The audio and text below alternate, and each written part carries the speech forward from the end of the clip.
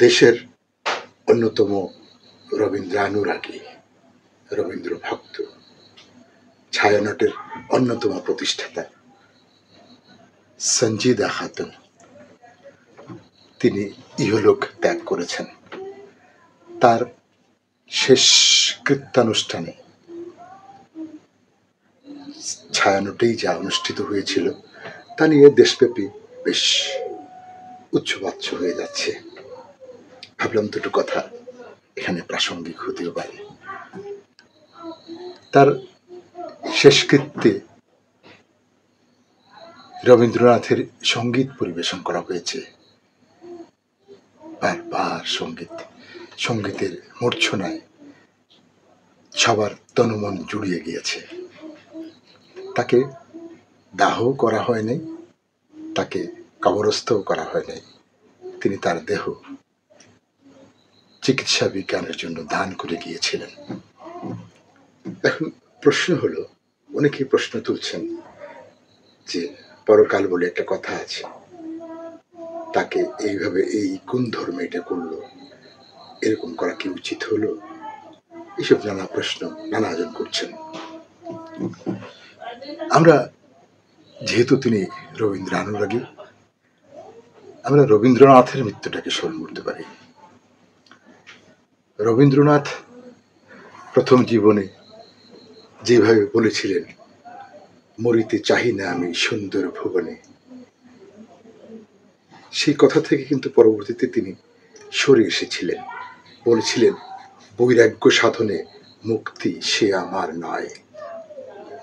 তারপরে বলেছিলেন, মৃত্যু না থাকলে জীবনের কোনো মানে নেই, আর মৃত্যুর পরিপ্রেক্ষিতে জীবনকে না দেখলে অমৃতের সন্ধান মেলে না। সেই রবীন্দ্রনাথ তাকে যেভাবে মৃত্যুর পরবর্তী অনুষ্ঠান আদি করা হলো, সেটা সম্পর্কে রবীন্দ্রনাথেরও ইচ্ছে ছিল না।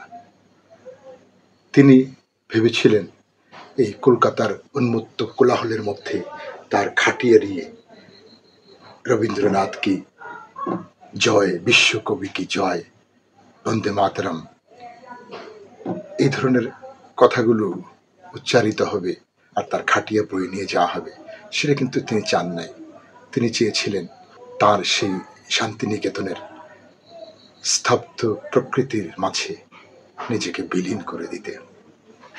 কিন্তু দেখা গেল তার শেষ ইচ্ছা যারা পূরণ করবেন তারাই মর্মাহত ছিলেন, কিংকর্তব্য বিমূঢ় ছিলেন। আর তার একদল ভক্ত অনুরাগী তার খাটিয়া দিয়ে বেরিয়ে গেলেন সেই কোলাহলের মধ্যে, এবং যথারীতি গর্জিত হলো, জয় বিশ্বকবির জয়, জয় রবীন্দ্রনাথের জয়, বন্দে মাতরম। এগুলো করা হয়েছিল, কিন্তু এটা কিন্তু তার শেষ ইচ্ছেটা ছিল না। সঞ্জিদা খাতুন তিনি একজন মুসলিম পরিবারের কন্যা। তার পিতা কাজী মোতাহের হোসেন, আমরা সবাই চিনি তাকে। তার ভাই কাজী আনোয়ার হোসেন, এই যে সেবা প্রকাশনের, আমরা সবাই চিনি। কিন্তু সঞ্জিদা খাতুন তার শেষ ইচ্ছেটা কি বলে গিয়েছিলেন আমি জানি না।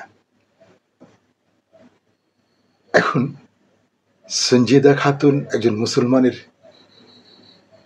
ঔরসে জন্ম নিয়েছেন বলেই তিনি যে মুসলিম হতে হবে, এ কথা আপনাকে কি বলল? মুসলিম শুধু জন্মগতভাবে হলে হয় না, মুসলিম হবার আলাদা তরিকা আছে। তো এই জন্মগত মুসলিম হিসেবে আমরা তার শেষ অনুষ্ঠানকে যেভাবে মূল্যায়ন করছি, সেভাবে না করলেও তো পারতাম। আমরা আরো রবীন্দ্র ভক্ত যারা মৃত্যুবরণ করেন, তাদেরও এরকম গান গেয়ে তাদেরকে বিদায় দেওয়ার একটা প্রবণতা আমরা লক্ষ্য করে আসছি। যেটা সবচেয়ে বেশি গাওয়া হয়, যেটা হচ্ছে, তোমারও অসীমে প্রাণমন লয়ে যত দূরে আমি ধাই, কোথাও দুঃখ, কোথাও মৃত্যু, কোথা বিচ্ছেদ নাই। এই গানটা, এইটা প্রার্থনা সঙ্গীত, এই সঙ্গীতটা সবখানে গাওয়া হয়।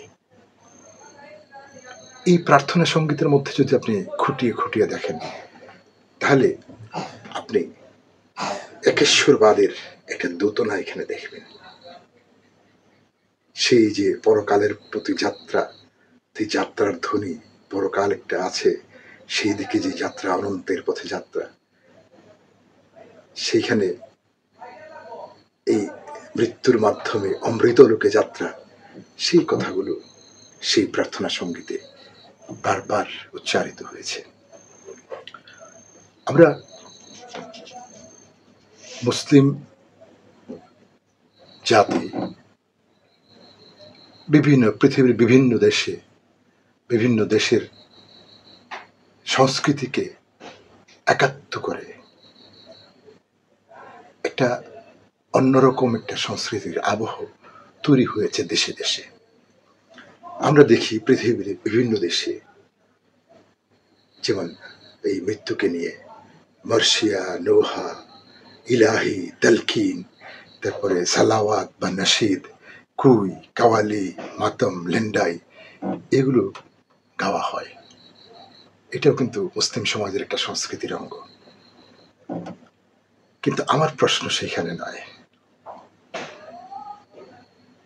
আমার প্রশ্নটা হচ্ছে, ছায়ানটের এই সঞ্জিদা খাতুনের বিদায়ী অনুষ্ঠানে সবচেয়ে বেশি যে গানটি গাওয়া হয়েছে, গানগুলো গাওয়া হয়েছে, এগুলোর মধ্যে আগুনের একটা সম্পৃক্ততা আছে। সেটাই আমাকে একটু নাড়া দিয়েছে।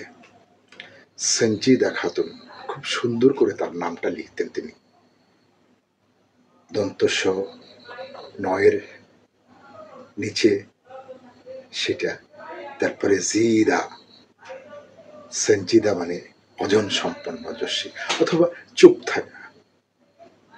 তো যেই অর্থই হোক, উচ্চারণটা তিনি কিন্তু খুবই সুন্দরভাবে লিখেছেন।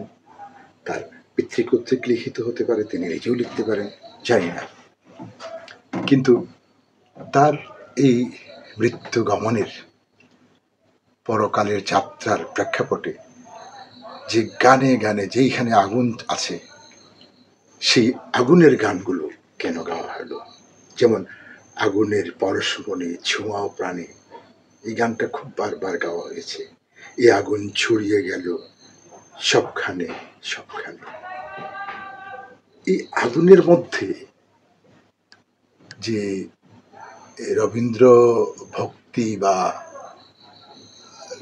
বলতে পারি রবীন্দ্র ধর্ম চর্চাই হতে পারে, তো সেইখানে মুখাগ্নির একটা চরিত্র যেমন চলে আসছে।